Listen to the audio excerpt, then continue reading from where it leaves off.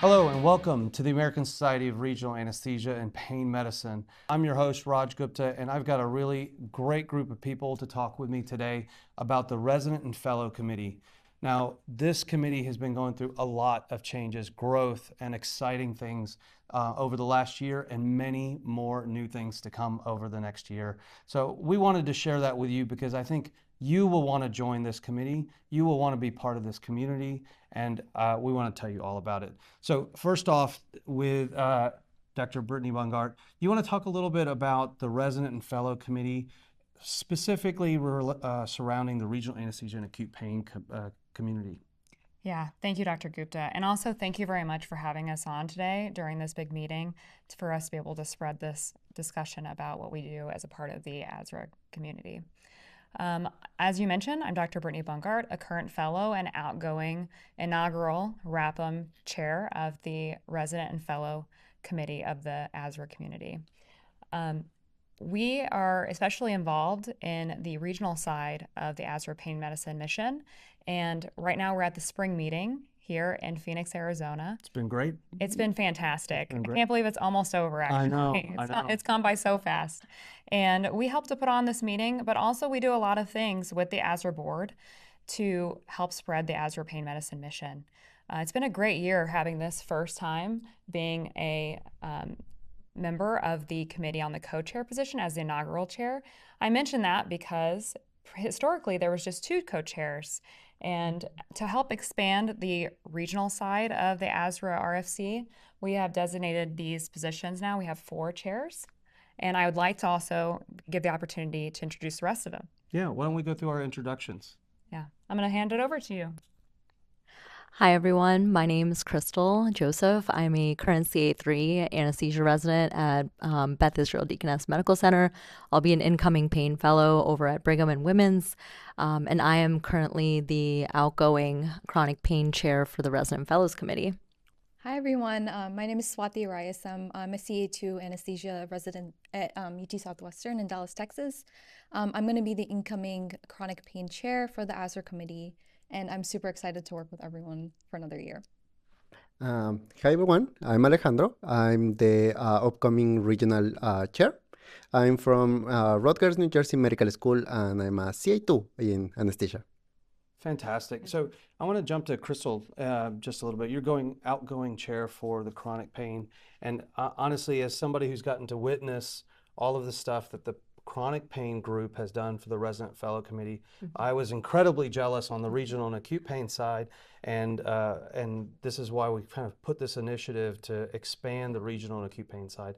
Tell us a little bit about the exciting things that the chronic pain side of RFC has done in the past, continues to do, and what we're trying to learn from so that our regional anesthesia community can grow as well. Yeah, so I think a lot of different initiatives have been going on for the last few years since I've joined as an intern through the Resident Fellows Committee.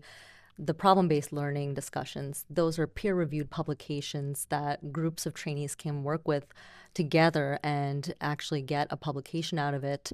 It can be anything related to chronic pain or now regional anesthesia, and we've been amplifying even medical student involvement in those ways. Our quiz bowl has become a super hit, as you know. It's a lot of fun. I know. Raucous excitement there. It's been a fun way to just test your knowledge, win prizes. We have been doing this for every fall meeting and spring meeting. Our fall meeting is more chronic pain focused, and then our spring meeting is more regional pain focused for our quiz bowl. Other things that we have been doing as well is our ambassadors program. We've been doing it on the chronic pain side, and now we've amplified that for the regional side of things, as Brittani and Alejo have been working on that so well this year. We've expanded that to not only PM&R and anesthesia, but also emergency medicine, neurology. Hopefully we can get that over to psychiatry, family medicine, and other specialties that are interested in getting involved through chronic pain and regional anesthesia too. So let's talk a little bit about the ambassadors program, and Brittani and Alejo, you can talk a little bit about where it's going to fit into the regional side. So the ambassador program was intended to help connect young trainees or people who have never been in this community before with someone who's already experienced coming to one of the meetings or being part of this committee to try to have that helping hand. Most of us can tell you a story about that one person that invited us into the community. And I know I was a very shy person growing up and oftentimes would sit on the wall waiting to be invited. And I think many of us are actually like that, introverted and looking for someone to invite us to the party. And this is what the Ambassadors Program is all about. Tell us what opportunities are there. Tell us what we can do in this community. Tell us what coming to a meeting really means. How are you guys doing that in the regional and acute pain side? Thank you so much for that. I also want to amplify what you're saying, that yeah, whenever I meet people in person here during our RFC meetings or in the conference in general who's not on the RFC, who's a trainee, they all are brought here usually from that one person, myself included, and I think we can all say that. Yeah. The same thing goes for the RFC to be nominated and to join that.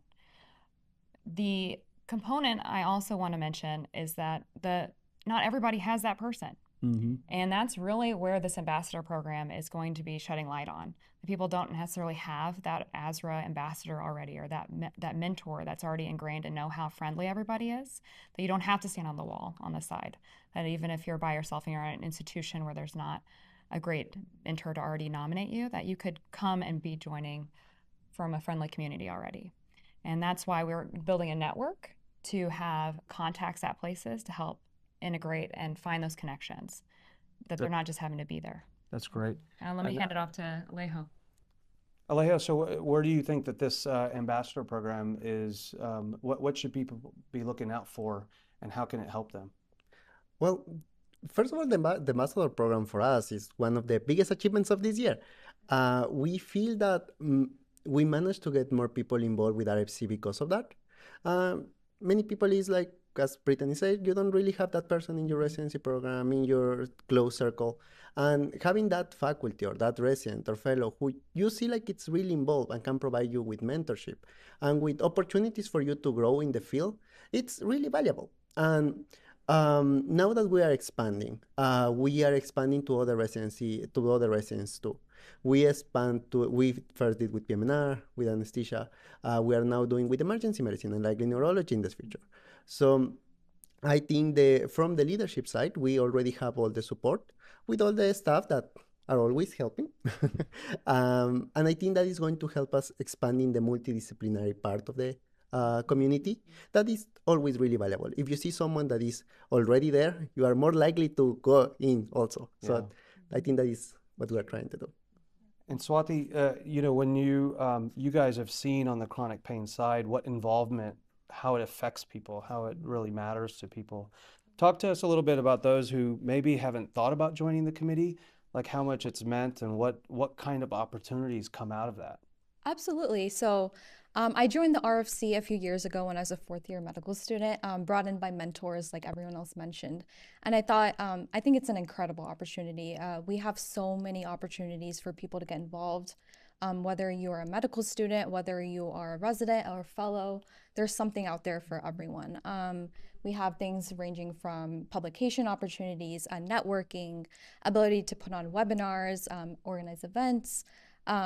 There's, whatever you're interested in, we have the ability and the support from the ASRA board to kind of get you to what you want. And I truly have met some amazing people along the way, mentors even like Crystal and Brittany here, who have really taught me about what it means to become a leader. And I am super excited to continue another year with Alejo. I think there's a lot of opportunities in our 7 subcommittees for people to get involved and kind of find their place.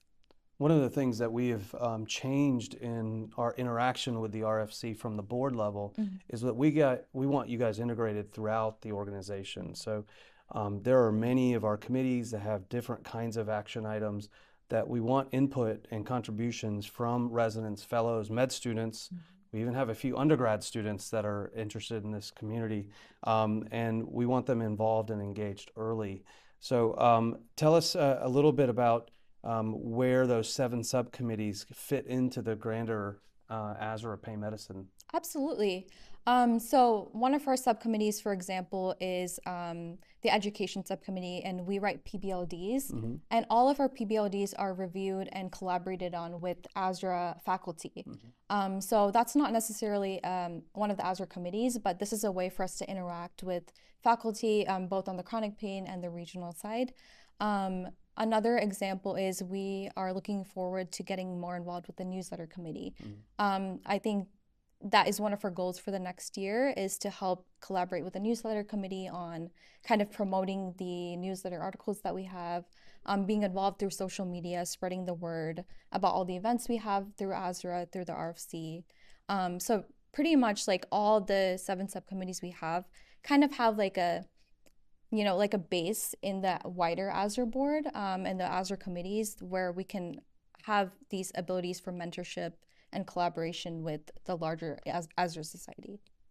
So Brittani, what's coming in this next year? What are you kind of handing over to Alejo as you guys have been building for growth of the regional anesthesia and acute pain side? And what should people look for as opportunities? Yeah, I think that I also want to add something to that question to clarify that we've been talking about undergrads, med students, residents, fellows, and we call our committee is called the Resident Fellow Committee, but it's kind of a bit of a misnomer because we have a fleet of excellent medical students who are also passionate and international students, people from all over, and we're pretty open to anybody on a training level pretty much to be able to get involved in the different areas. And the real things I'm excited about this coming year, because it was a growing year for sure as we were expanding the RAPM side, I'm really excited to be seeing more educational content on the regional side. Journal club that's coming up. There's already a regional oriented journal club that's hosted through ASRA, and we're working on getting into the mix with that. So that's going to be really exciting to be joining the fellows that are already kind of doing those journal presentations. The ambassador network expansion, I think for myself, I really like the ability for everybody to have the opportunity to get involved, and the expansion of the network into different specialties, which all bring different insights and their own thoughts into a community that's ever expanding from the chronic pain and the regional side. I think that's something I'm also very excited about, is that everybody hopefully eventually can have the opportunity to get a mentor or get involved. That's great. Crystal, as we know, the fellowships across the board, acute pain, regional, chronic pain, are having a shortage of applicants. Talk to us a little bit about the value of this community to helping people find fellowships, find good programs, and maybe encourage others to join fellowships and see the value of that in an environment that maybe is discouraging it in many cases.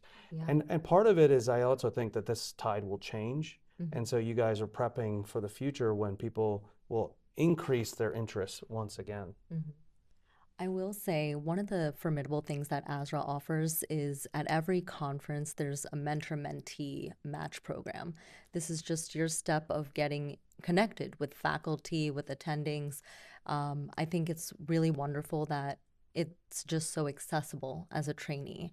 You can really connect with anyone and everyone at ASRA.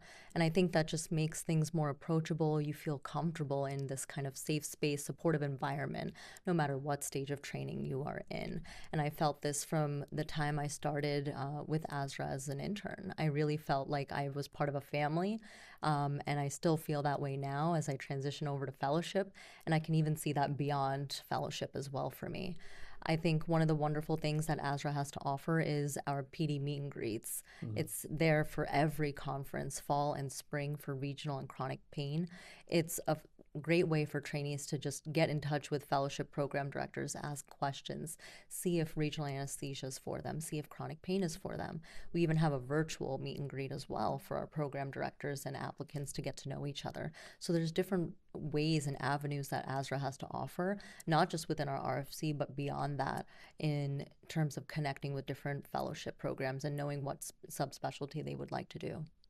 Yeah, and for those people that are maybe thinking about fellowship, so again, med students, we have come to the meet and greets, junior residents. It's a great way to find out what really means to be a fellow. What does it really mean to get extra training and commit that time and why you would make that trade-off when there's lots of lucrative opportunities out in the world. When you're talking about a career for 35, 40 years, what does that 1 year actually pay off long-term dividends? So there's nothing quite like speaking to the program directors themselves in person in that very close environment. Swathi, you know, one of the things that ASRA has introduced in the last year is the learning management system. And you guys are producing excellent content. I think everybody's always looking for where is a trusted source of information. Talk to us a little bit about how the RFC is getting involved in creating content for sort of enduring content that people could use. Absolutely. So through the RFC, through our subcommittees, we have opportunities for people to author, whether that is authoring PBLDs or writing newsletter articles, and all of that is a collaboration with ASRA. A lot of our focus is on getting trainees opportunities to write peer-reviewed information. Information that is, you know, accurate, that can be trusted, is based on real sources, and that I think will have a lasting impact in the future. And I think a lot of this comes from the support that we have from ASRA, the mentors that read through our papers and make sure everything is like accurate and information that's valuable for people to read in the future. I know from a faculty point of view, having access to trainees and having direct connections with them really makes a difference in us recognizing you as an individual, understanding who you are, what you're capable of. And for those who are trying to lift their CV or distinguish yourself amongst other peers that may be applying to programs, this is a really powerful way to get a letter from someone, to get build a relationship, sometimes even have a direct email address and a phone number to call.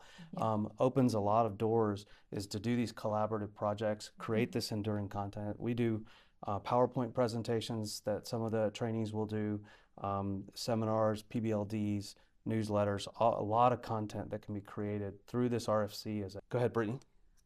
I don't know, something we announced today as an initiative from the medical student subcommittee was and speaking of enduring content that could help to serve the community, especially the training level, are medical student rotation resources. I don't know if you're aware of that one yet, but that was an initiative that was proposed by one of our members because they saw a need on their own rotations.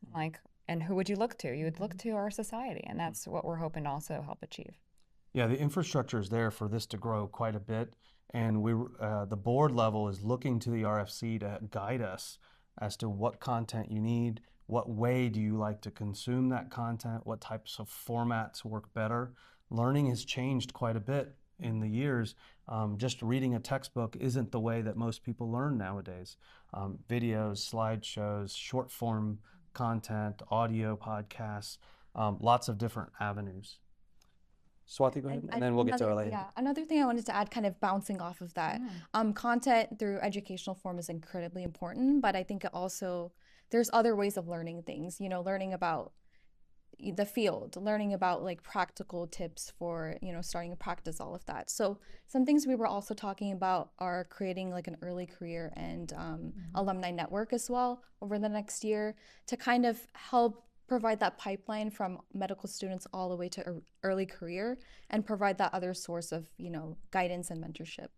So I'm going to start with you, Alejandro. I'm going to challenge the audience for a couple of actions. You know, obviously we've been talking about the value of being a member of the RFC. So do you want to talk about what you challenge them to do? How should they take actions next?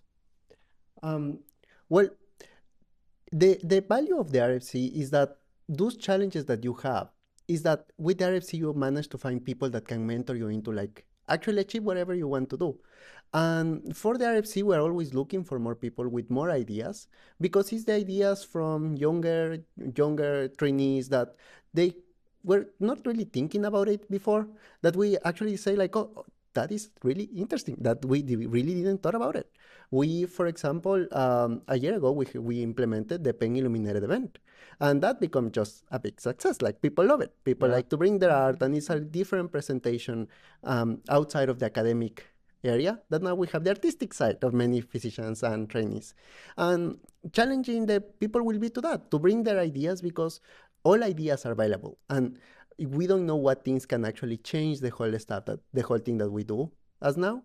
And I think like having new members and everything with like new ideas and new stuff for like all the subcommittees, because everyone has like different interests. Some people like to do research, some people like to do advocacy or like being more in education, and we have all those subcommittees. So and more than challenge, we encourage people to come to the subcommittee that they feel more likely, that they have some ideas for them that more that align better to their future, and we will be more than happy to listen to that ideas and support them as much as we can.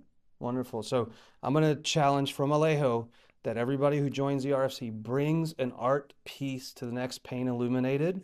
We want to see an expansion of your artwork, and that artwork includes writings, visuals, dioramas, videos. The definition of art is quite broad, and we'd love to see your piece. We've had some really creative ones, both at the spring meeting here and in the fall meeting last year. I was very impressed with the creativity of the people. And I think in both cases, the person who won was a medical student from both times. So undergraduates, medical students, we encourage all of those to contribute. So thank you, Leah. Swathi, what's your challenge for the people listening?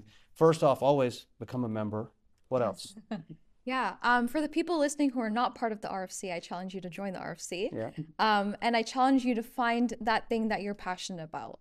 Aleja brought up a great point about bringing ideas in, but I challenge you to, on top of that, find what you're passionate about and achieve something next year. I think there's a lot of room for ideas and, getting things done. And I think that having everyone bring all of that energy will really cause a success in the RFC. All right. So challenge from Swathi is vocalize your ideas, bring them, and don't be shy, and make it happen, right? So you've got, sometimes some of you only have 1 year, right? It's a very short time, so you get a short opportunity, so don't be quiet about it.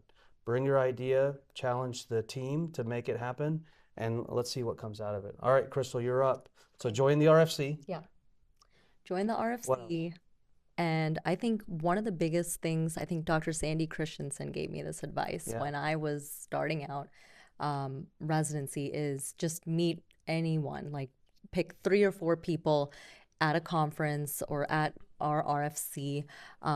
Introduce yourself, get to know people. This is how you develop your own network. This is how you figure out who's interested in the similar interests that you have. This is how you build your family and support group throughout your time in training, but also beyond as an attending.